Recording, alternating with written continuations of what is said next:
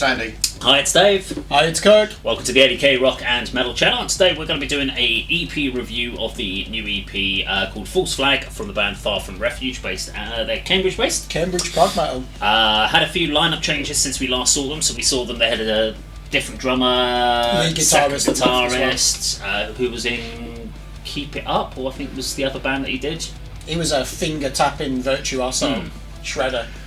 But we've been sent their 5-track EP, and we're going to literally listen to it now. We've not had a chance to. I mean, I've heard Ghost of Eros because that's their new video single, so I've heard some of that, not the whole thing, because we are going to go check that out as well. Who's drilling, you bastards? Shut up! We're recording, you cunts. Sunday morning. Anyway, we're going to go check out Far From Refuge. Now, we are going to literally go track by track and then give you our thoughts after the end of each song, so we haven't had a chance to listen to it at all. So yeah, let's get to it. So we're going to be checking out the first song, which is called Daybreak. Let's get going.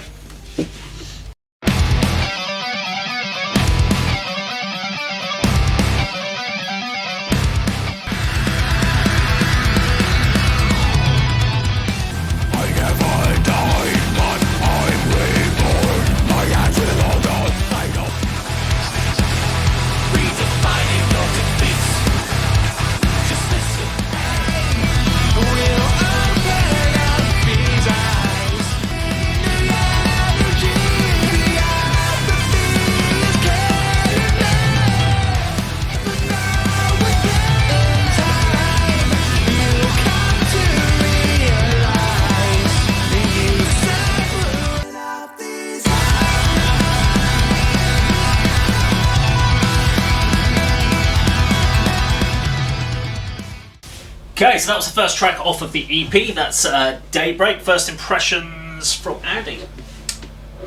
Yeah, I mean, first impressions. There's obviously some Iron Maiden influences in these opening riffs, sort of dual guitar, sort of melodies. I thought really like that.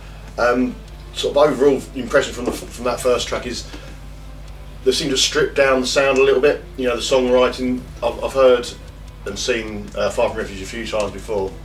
And obviously very competent musicians, technical, great songwriters, but this seems a little bit more accessible, you know, a little bit more easier to get into. I really like that. I mean, the main vocalist's aggressive vocals in the verse I thought were really, really good. And then it's complemented by the sort of what you'd expect from the sort of band, like the clean additional vocals. But yeah, it's a really good opening track. Sounds great, but as I say, for me, it just seems a little bit more easy to get into, a little bit more accessible, and for me more enjoyable than the sort of more technical material that they may have produced, you know, in previous EPs and albums and that. Yeah, couldn't agree more with that one. To be honest, it's having listened to previous stuff of theirs, I always knew that they were quite a technical band, metalcore band, but I never really connected with them. Always felt to me that they were just trying to be. They'd almost like they'd written a good song previously, and then they've gone, right, it sounds too commercial, we now need to fuck it up more to make it be more technical and more out there. And they almost got to the point, you get to the 100% great song and then they have to go and change it by another 20% to try and make it different, and then that's where they fuck up, to me. Whereas this felt a really well written commercial song. I know you've said it was like early 2000s kind of vibe to it, and actually, to be honest, that's fine for me, because we've got this whole kind of revival of new metals come back round again. Early metalcore's big at the moment, so this is playing into the area, and it's actually the sort of music that I would listen to from the metalcore range. Having seen the guys live, it's always for me going to be an interesting one here, going from a dual guitarist to a single guitarist, how they get that level across, because there's a lot of intricate, high level technical guitar playing going on there, but on the album you can definitely hear there's almost like a secondary layer of guitar in there. So how are they going to pull it off? We've seen it with bands like Pantera, where you hear it live and a solo or a guitar part's coming through and it's just bass. It sounds fucking knobbish. I don't know. What kind of a word is that? It's got knobbishy. Yeah. And I really want to know how they're going to pull this one off live. If it's an intention to bring a second guitarist in, or if they're going to be able to somehow make that work. But your thoughts on Daybreak?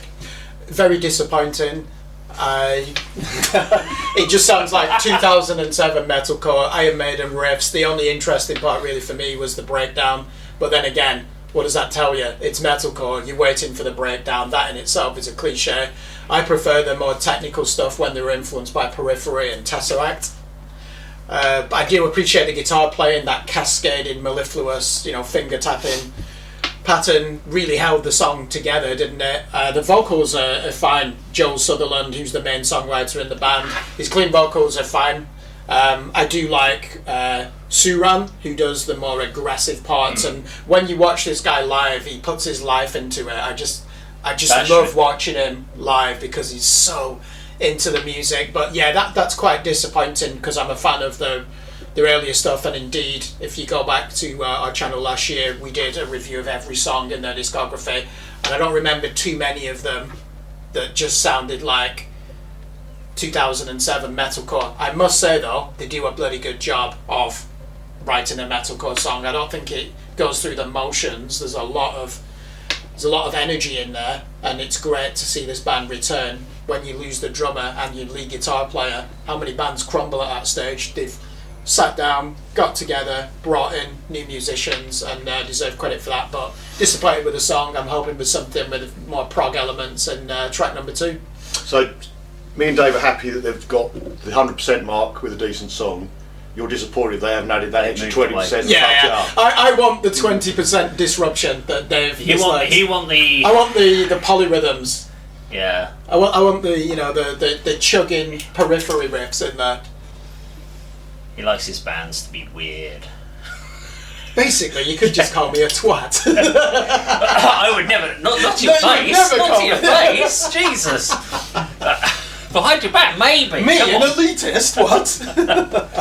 The gatekeeper has arrived. No, my beard's not long enough to be a gatekeeper.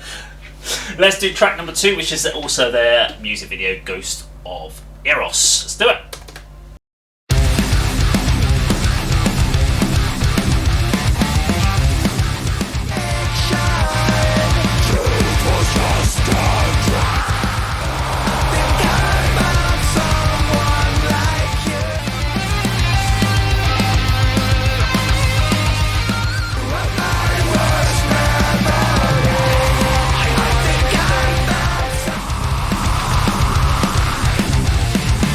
Okay, there we go. Far From Refuge and Ghost of Eros. Andy?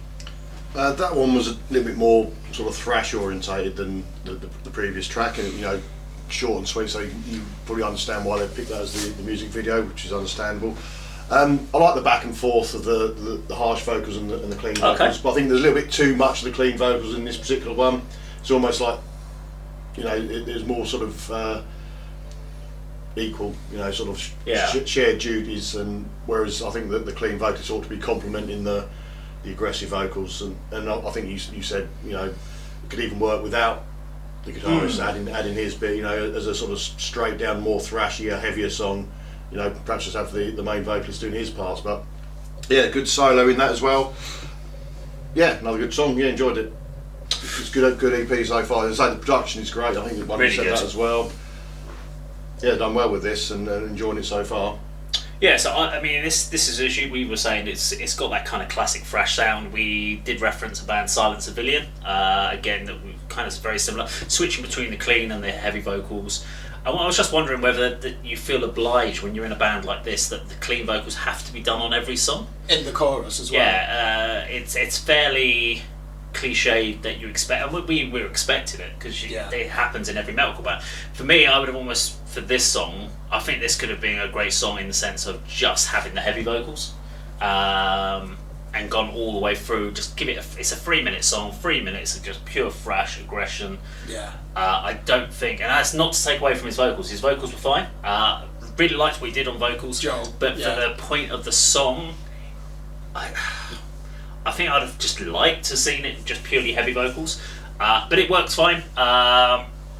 It's not as strong a song as Daybreak. For me, Daybreak had a bit more interest. This was a good outright thrash track, and probably gets in. It's probably even more accessible than the first song, but it hasn't got as much to. There's not as many interesting points to it. It was just a really good accessible track. So I'm going to be really interested about the next song that we're going to come on to, which is False Flag, because that's the title of the EP. So I always like to know about the title. When you have a title that the EP is called that, I expect that song to be your strongest song on the album. You would think so, yeah. It's almost like if you're going to call your album that, you need to make sure that song is your strongest. But what did you think of Ghost of Eros? Do you know that Dire Straits song, Money for Nothing? Yeah. There's that line, I want my chips, I want my MTV. So I'm going to change to, I want my gent, I want my MTV. What's happened to the gent element in this band? It's gone! Dave hates gent. I freaking do, yeah. I don't hate it, I like it. That was much Progressive better. gent, I fucking hate that more. that was much better. Yeah, it had started off like Machine Head in the Blackening era. The only thing that lets it down is you know that the clean chorus is coming. I must say the delivery from Joel is excellent though in there. And let's not forget with music like this, it's cerebral and it's very important that you can hear the lyrics in there because Joel has clearly got something to say, and he wants to make sure that you can hear those. Again, great guitar work, good tempo, good thrust to that. But it does still sound like, Silent Civilian. It sounds like most bands from 2006, 2007. Trivium, Bullet for My Valentine. And this band, I don't remember them when I've gone through discography just being a straight up metalcore band. So I'm a bit surprised. And at the moment, to me, it seems like a retrograde step to go from being a progressive metalcore band with influences from bands like Era and Periphery to then just going into a straight up metalcore band. So I'm expecting big things from track number 3 as well. And nothing wrong if they just thought, look, we've regrouped, we've got a new drummer, new guitar player, let's go back to basics, let's just punch you on the nose and give you a high energy metalcore EP. That's fine. Let's not forget it's an EP. Yeah. You can take risks with an EP. I don't think they're going to lose fans. If you did this as an album, there's a good chance that you could alienate fans. So they're using the EP format for the right thing. Just write music that you want to do. Who cares what people think about it? But at the same time, probably need, if you do a full-length album, I think you would need to go back to the drawing board at this moment. Not really my type of music, metalcore. Kirk, maybe you say about sort of resetting a new lineup. Maybe they are going back, maybe writing music that might appeal. You know, we mentioned from the outset how we felt it was more accessible than their previous output. More chances. And I know that, unfortunately, I don't think these guys have progressed very far in the metal competitions they've entered. Although they have won one in Cambridge. Maybe if they have, well done. But I'm thinking of sort of their pitching metal to the masses. I don't think they progressed out of the heats, and that's maybe because they were a little bit, I don't know, above people's heads. You know, abstract. Yeah.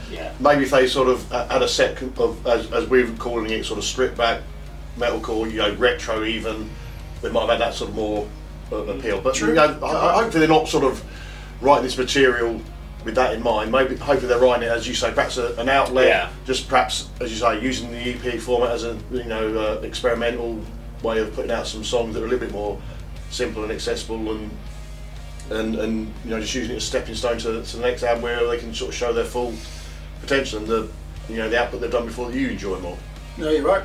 I think the format. The thing is, we could do a whole thing about EP versus an LP in the sense that more bands are just going straight to EP now because of the singles releases. They do the singles, they do an EP. They're not actually ever getting around to doing full albums the way that we will talk about it. So I mean, it's 5 tracks as well, so you're not far off a few more, and then you've been at an album level anyway. So I don't think you can use the idea of an EP as a stepping stone to an album anymore. It's a case of if you put an EP out, it has to be as long as they are. This is something they wanted to do with the right intention, and it wasn't something they did for other people. Like, we need to do this for other people to try and get notoriety. It's not really our thing. I wouldn't question their integrity. Yeah. So as long as they're doing it, they're writing what they want to hear. If they really enjoy what they're doing, then that's good for me. Is it listening habits now? Not going to the EP versus LP argument too much, but is it listening habits? You know, is people's sort of attention span half an hour rather than 40, 45 minutes? About 45 seconds. Yeah, I know, but that's TikTok generation. I'm thinking about metal fans. You know, are we now more inclined to go for 5 tracks, 25, 30 minutes rather than some of the albums we've done are good cooking an hour, aren't they? You know, on our reviews. But who listens? Hardly anyone actually listens from an album to an album from start to finish. So Yeah. the idea of getting the EP out gives you some sort of content to focus on, and even PR companies are saying get a video together and then get a couple of singles together to focus it to put an EP out at the end, rather than because they want people to drop singles, and that's what PR companies want now. They don't want you to put out a whole album, because they want you to be having regular content out, and that's where that challenge is. But anyway, we must continue. We should do False Flag. We're only halfway through the EP here. This is the one with big expectations. Yeah. I want my Power gent. ballad. I want my gent.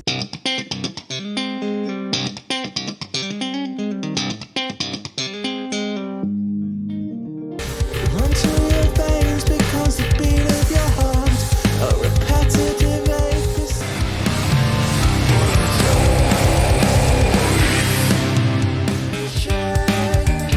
Hardships fading.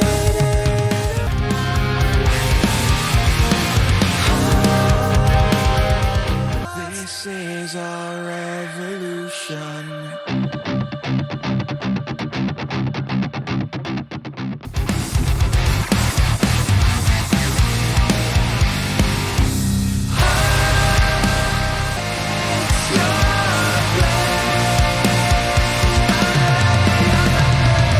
Okay, there we go. So that was False Flag. Thoughts, Andy?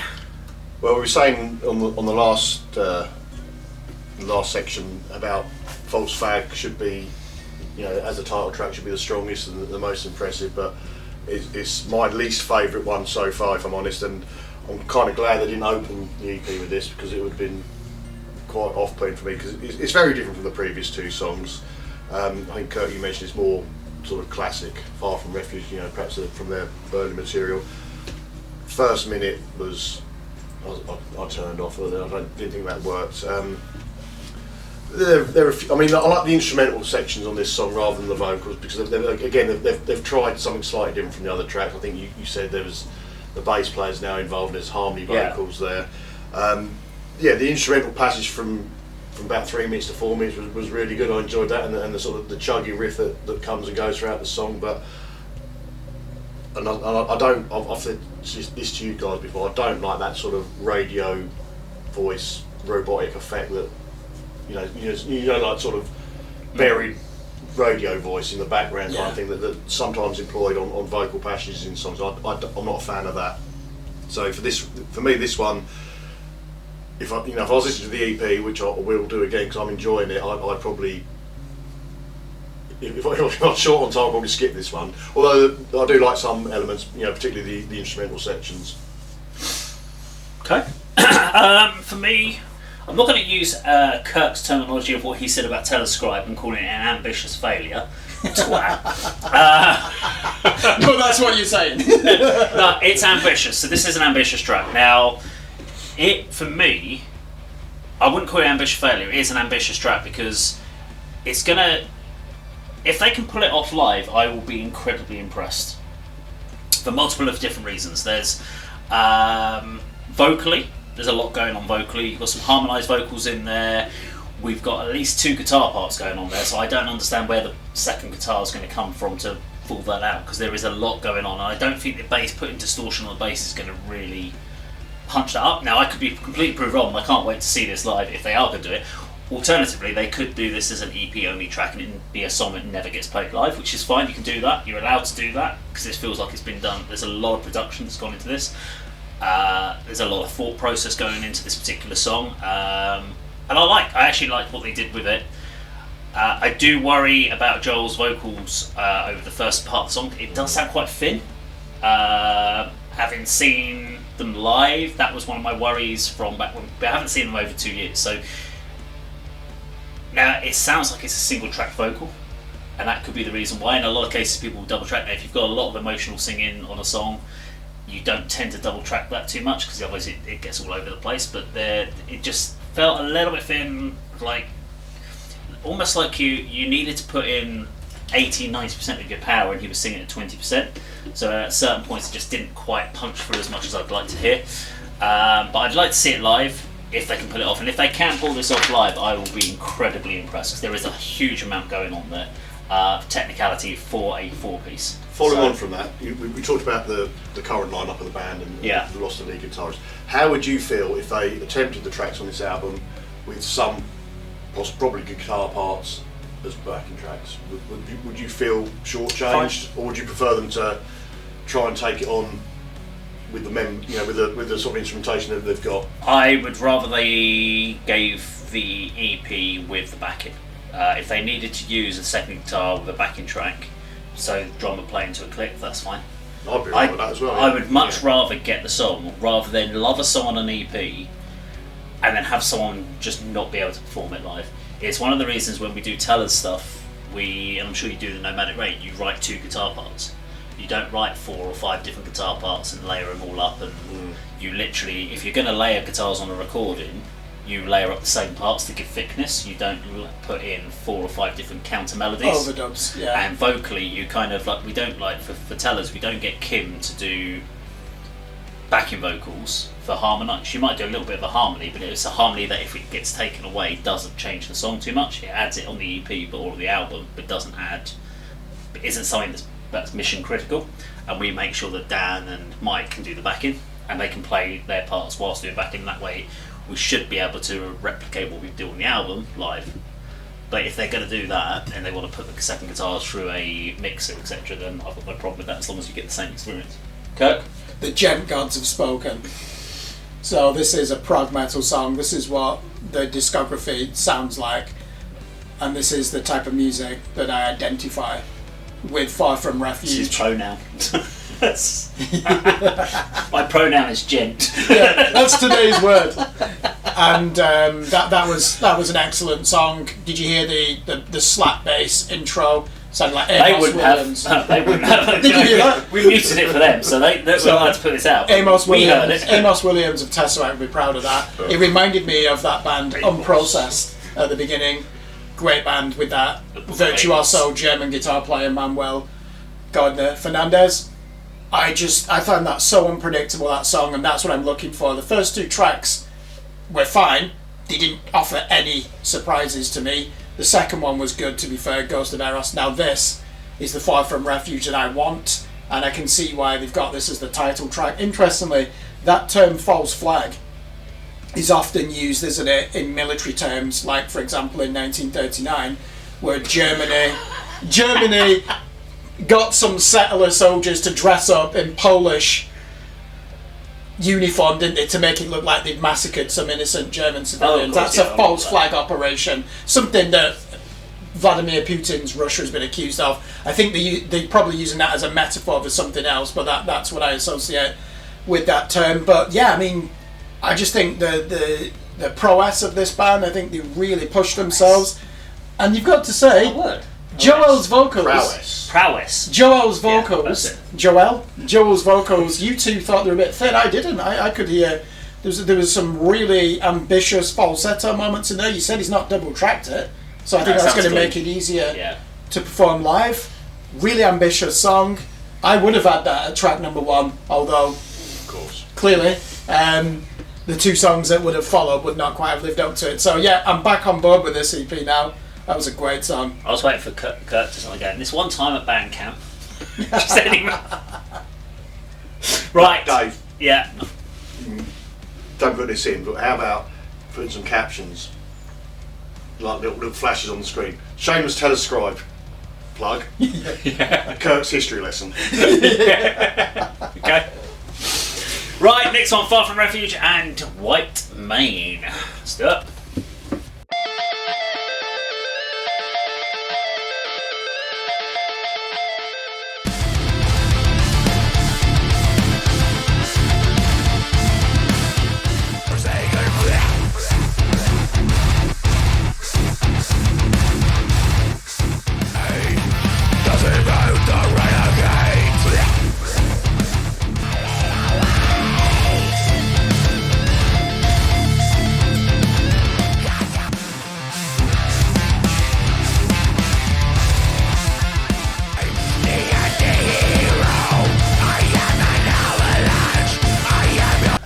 Okay, there we go, Far From Refuge and White Mane.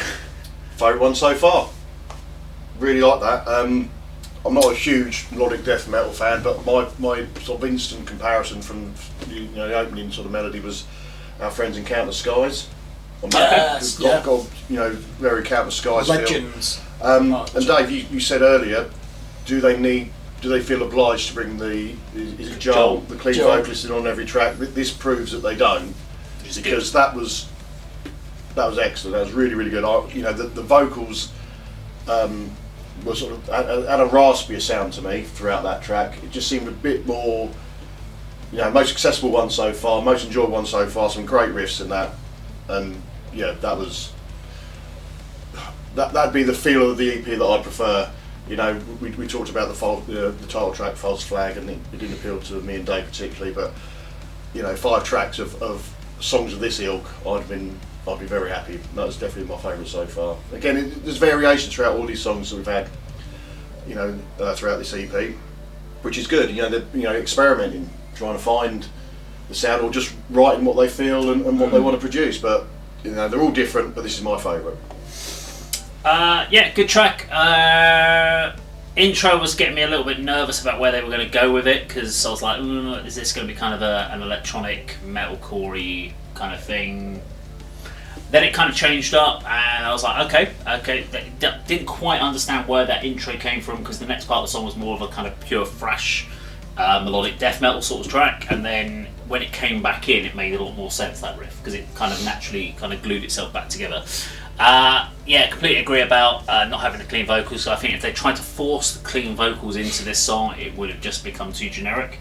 And that's not taken away from the clean vocals. It works on certain songs, so I'm glad that they looked at this track and was like, this is a song that's going to just be 3 minutes of aggressive vocals. Worked really, really well. Kind of reminds me of some In Flames. Yeah. Would have been where I would have gone with that, like early 2000s In Flames. They're melodic death metal, aren't they? Yeah. Right. So not like the stuff that's come out recently, like Meet the Maker sort of stuff, but if you were to go back to... Clayman would be a good example of that. Just the script, stuff like that, all that era of In Flames, that would have sat quite nicely in their catalogue. So I don't know if In Flames is an influence on this band, but I would be surprised if they're not. But yeah, good track overall. Okay. Yeah, good comparison there. In Flames, probably in a bit of Dark Tranquility. I just said that and I was listening to it. I don't know why I just started riding a horse, just staring at Andy rocking away. White mane, horse. To me that sounded like if you'd asked Gojira to cover one of those Swedish melodeath bands, it'd probably sound like that. Melodeath. And Call to Arms. And no, there was some gent moments in there. Have I mentioned that word today? Gent. What does that mean? No, there was, especially that part with the offbeat after the opening riff. I like the guitar embroidery with that finger tapping throughout. I think that really helped to illuminate the timbers of the music. The what? The timbers, the colours of timbers. The music. The timbers of the music. Illuminate the timbers. It illuminates the timbers of the music. Again, another prog metal song. Do you know, it's helping me like the first 2 tracks now, because I know that the EP doesn't just stick to one core sound. It does help. It actually makes me appreciate, especially track number 1, Daybreak, because that was just straight ahead metalcore, wasn't it? It kind of makes sense now, and then we're at the midway point and they're experimenting with more space, aren't they? It's more proggy. So yeah, I'm really growing. It's really growing on me, this EP. I think this is an immersive listening experience. My Counter Skies reference is even more appropriate, as the first one was called Daybreak, so it's a good job this one isn't called Daybreak, otherwise we'd be discussing a lot more, I think. But last track of the EP is called Carcass, so I wonder if there's a reason for that. Will it sound like Carcass? Hey, it's a lot of death metal. Let's try it. Let's check it out.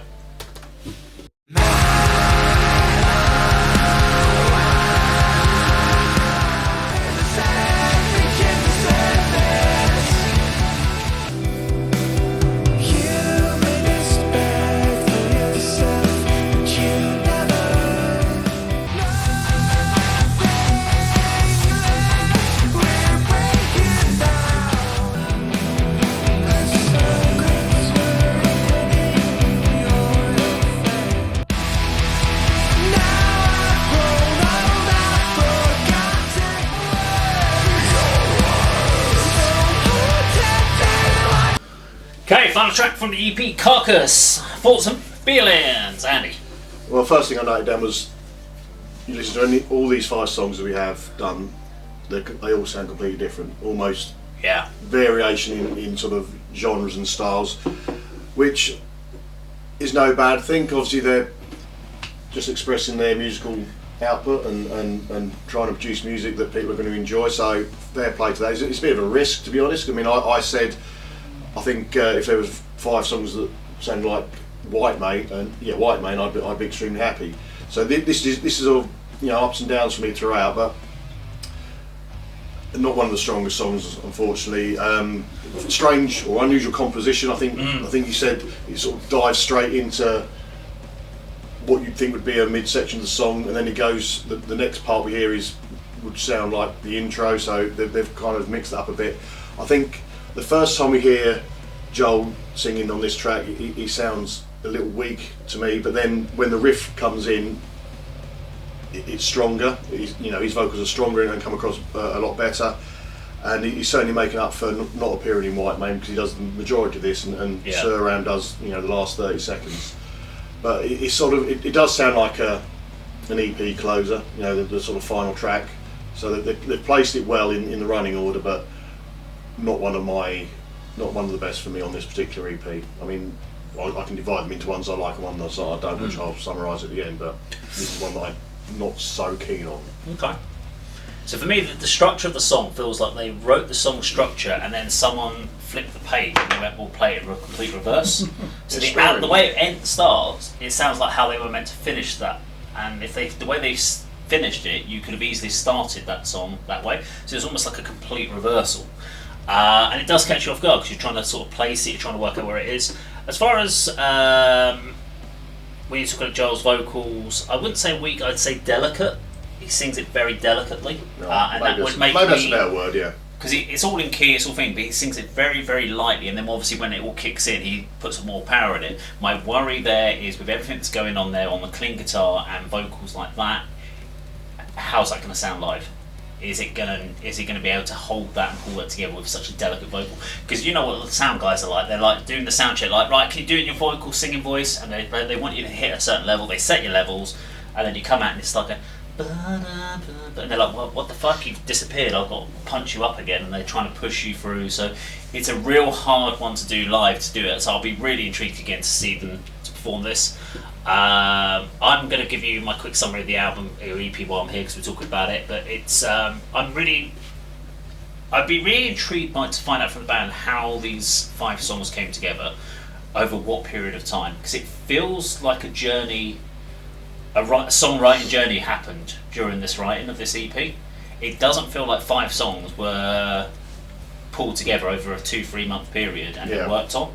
This feels like there were different points in their journey, like maybe they didn't have the drummer for a period, and so they did things like Daybreak and Ghost of Eros, and then when False Flag came along, the new drummer had come in and brought in some different rhythms in there on the drums, and because there are some fairly standardised rhythms, but then there are some really interesting off-tempo stuff, and the off-tempo stuff makes me feel that was something that the drum brought in, whereas the standardised one sounds like something that maybe was written with a click track in mind and was just kind of put together and then was then presented to the new drummer when he came in. And there's definitely something there, and I actually think that works really well as an EP because it isn't all the same tracks all the way through, and you get to pick what you're vibing at the time.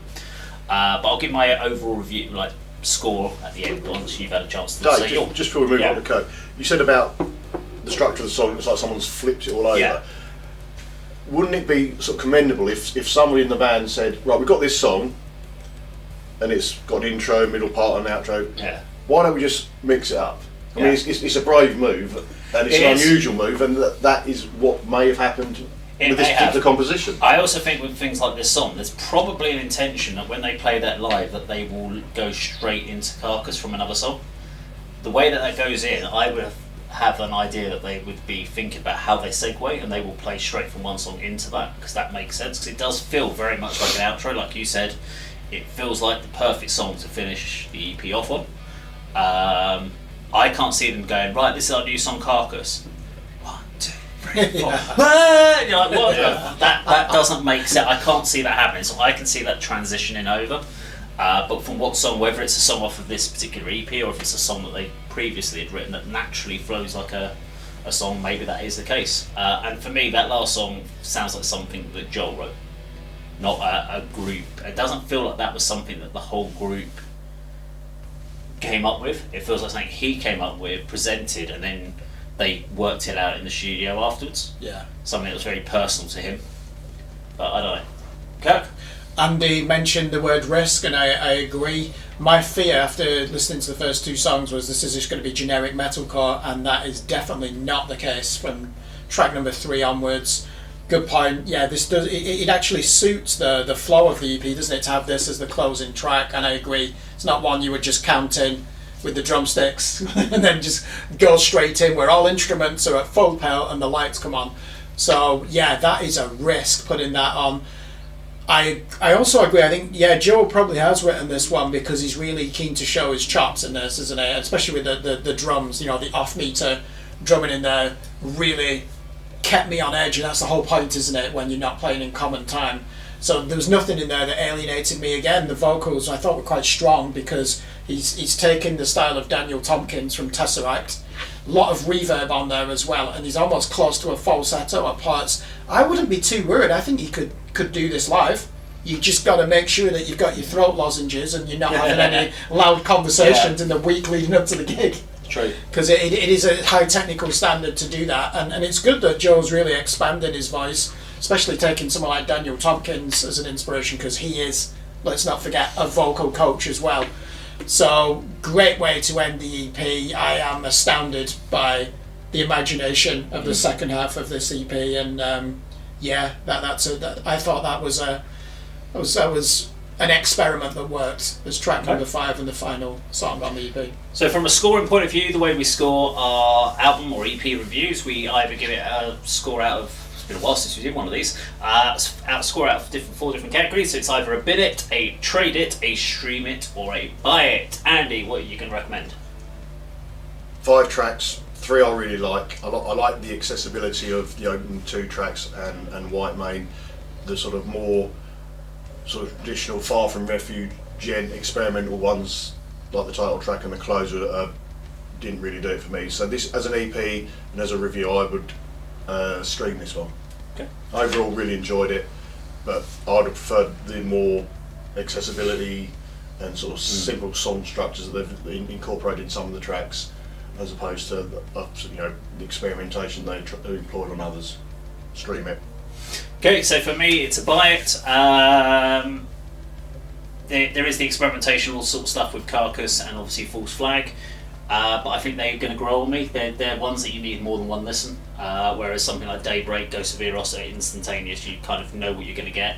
There's no more surprises afterwards, so you've got that instant accessibility, but there is stuff, and I'm glad if it had been 5 songs on the album that sounded like Daybreak or effectively White Mane, I'd have probably gone stream it, because it wouldn't have been enough to keep me interested. I'd have got bored with the EP, so I'm actually glad they did this experimentation. So buy it from me.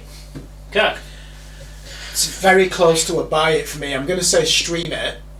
I think as a listening experience, as a 5-track EP, it's really well structured, because it does make me realise I can easily listen to 2 consecutive tracks of just straight up metalcore, knowing that the rest of the record does not sound like that. And I do like metalcore. I just can't listen to 10 tracks, of that Iron Maiden meets At the Gate sound.